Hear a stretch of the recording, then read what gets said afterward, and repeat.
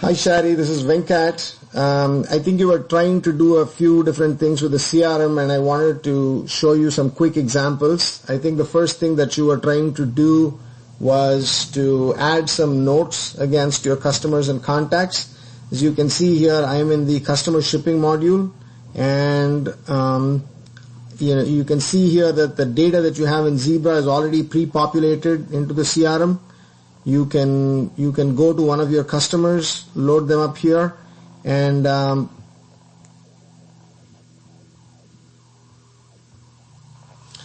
what you'll see here is that under the customer you have this thing called the create note or attachment.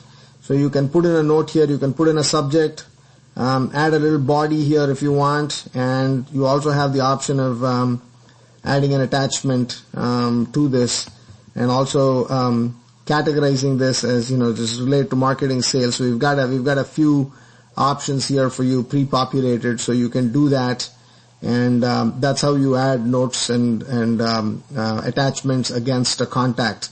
Now you have to see here that regardless of whether it is a billing customer, shipping customer, or a contact, you will see this history tab that lets you create a note or attachment right here. The other thing that you'll see in all of these modules is that you can also log a call. So let's say you have a phone call that comes in, you can log the subject and the date and whether this was inbound or outbound, and put in a few notes about this and save this against a customer. Once again, you can see here that if you go to a certain contact instead of a shipping customer, you'll see that the same history tab with the ability to create a note or attachment is present here. So it looks like this was the first thing that you were trying to do. And the second thing, I think, is that you are trying to create a lead. So you go to the lead and then you do a create lead from here, and that will bring you to the lead creation screen. Now there's a whole bunch of fields here, but you don't need to use all of them. The only field that's mandatory is the last name, but we've got a few other fields to contain useful information, the phone numbers, addresses, and so on and so forth.